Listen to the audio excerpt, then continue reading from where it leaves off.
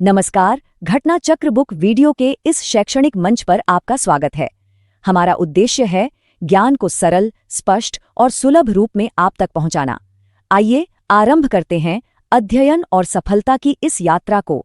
नमस्कार। कभी सोचा है कि केमिस्ट्री सिर्फ लैब में टेस्ट ट्यूब्स तक ही सीमित नहीं है? अरे, ये तो हमारी सुबह की चाय से लेकर हमारे कपड़ों तक हर जगह है।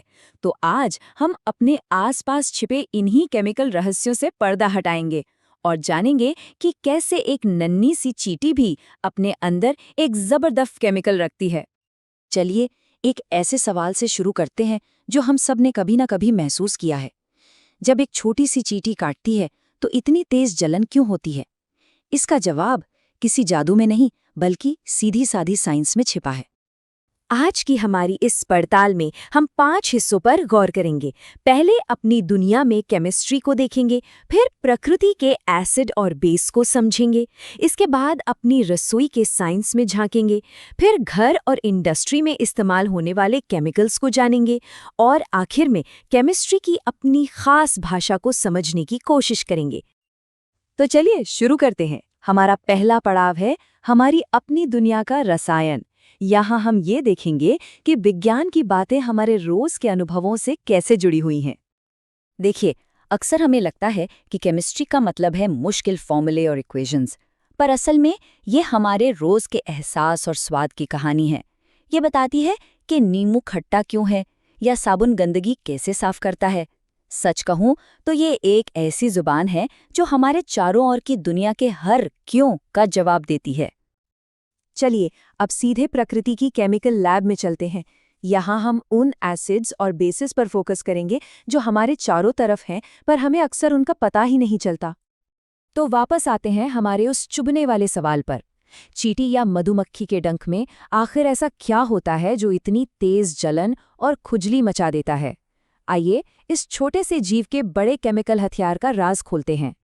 और इसका जवाब है फॉर्मिक एसिड। जी हाँ, जब कोई चींटी या मधुमक्खी काटती है तो वो हमारी स्किन में यही एसिड छोड़ देती है। ये उनका खुद को बचाने का एक तरीका है और यही हमारी जलन का असली विलन है। वैसे एक छोटा सा टिप है, अगली बार ऐसा हो तो उस जगह पर थोड़ा खाने वाला सोडा लगा सकते हैं।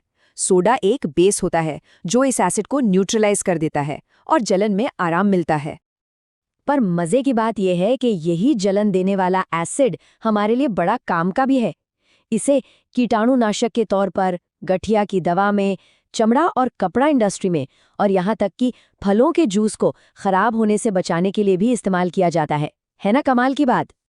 अच्छा, प्रकृति का एक और बहुत कॉमन एसिड है साइट्रिक एसिड। ये वही केमिकल है जिससे नींबू, संतरे और आंवले में वो खट्टापन आता है। और हाँ, ये विटामिन सी का भी एक जबरदस्त सोर्स है जो हमारे लिए बहुत जरूरी है। प्रकृति से निकलकर अब हम अपने घर के दिल यानी रसोई में चलते हैं। पता है, हमारी रसोई किसी साइंस लैब से कम नहीं है जहां हर रोज न जाने कितने केमिकल रिएक्शंस होते हैं। दूध से दही का बनना, ये जो इतना आम सा काम लगता है, असल में एक छोटा सा केमिकल चमत्कार है। ये सब तब शुरू होता है जब लैक्टोबैसिलस नाम के बैक्टीरिया दूध की चीनी यानी लैक्टोज को खाना शुरू करते हैं। इसी प्रोसेस को फर्मेंटेशन कहते हैं और इसका नतीजा होता है लैक्टिक एसिड, जो दूध को गाढ़ा करके दही बना देता है और उससे वो हल्का खट्टा स्वाद देता है। तो हमारी रसोई में दो मेन एसिड हीरोज हैं। एक तरफ है दही वाला लैक्टिक एसिड जो फर्मेंटेशन से बनता है और दूसरी तरफ है सिरका जिसमें होता है एसिटिक एसिड। इसका इस्तेमाल हम अचार जैसी चीजों को लंबे समय तक ठीक रखने मतलब प्रिजर्व करने के लिए करते हैं। ठीक है, रसोई से बाहर निकलते हैं और अब कुछ ऐसे केमिकल्स को देखते हैं जो हमारे घरों और बड़ी बड़ी इंडस्ट्रीज में हर रोज काम आते हैं। सबसे पहले है बुझा चूना यानी कैल्शियम हाइड्रोक्साइड।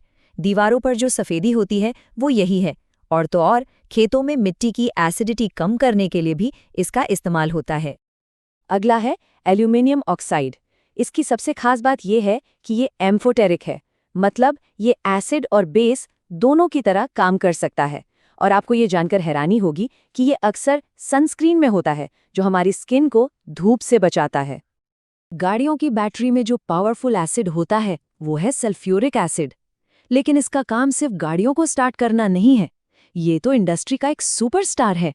खाद, पेंट, डिटर्जेंट न जाने क्या क्या बनाने में इसका इस्तेमाल होता है। अब एक चेतावनी, सारे केमिकल्स हमारे दोस्त नहीं होते। पोटेशियम साइनाइड एक बेहद खतरनाक जहर है। ये चीनी की तरह दिखता है और पानी में बड़ी आसानी से घुल जाता है। इससे सावधान रहना बहुत जरूरी है। तो हमने कई तरह के केमिकल्स देखे, कुछ फायदेमंद, कुछ खतरनाक।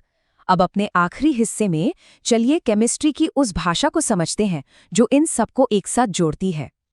एक सवाल है, जितने भी एसिड्स की हमने बात की, फॉर्मिक, साइट्रिक, लैक्टिक, इन सब में एक चीज कॉमन क्या है? वो है हाइड्रोजन। जी हाँ, हर एसिड का एक जरूरी हिस्सा होता है हाइड्रोजन। अब किसी चीज की एसिडिटी या बेसिसिटी को नापते कैसे हैं? इसके लिए होता है पीएच स्केल। इसका नियम बहुत सिंपल है, पीएच वैल्यू जितनी कम होगी वो चीज उतनी ही ज्यादा एसिडिक होगी। इसको एक आसान उदाहरण से समझते हैं। नींबू के रस का पीएच सबसे कम होता है, मतलब ये सबसे ज्यादा एसिडिक है। सिरका उससे थोड़ा कम एसिडिक है। और दूध का पीएच इन तीनों में सबसे ज्यादा है, यानी वो लगभग न्यूट्रल के पास है। तो हमने देखा कि केमिस्ट्री कोई रॉकेट साइंस नहीं है, बल्कि हमारी अपनी जिंदगी का हिस्सा है। अब जब आप अपने आसपास देखेंगे तो शायद ये जरूर सोचेंगे कि यहाँ और कौन कौन से केमिकल्स छिपे हैं। अगली बार जब आप दही खाएं या नींबू निचोड़ें तो याद रखिएगा, आप सिर्फ खाना नहीं खा रहे हैं, बल्कि एक छोटा सा केमिकल एक्सपेरिमेंट कर रहे हैं।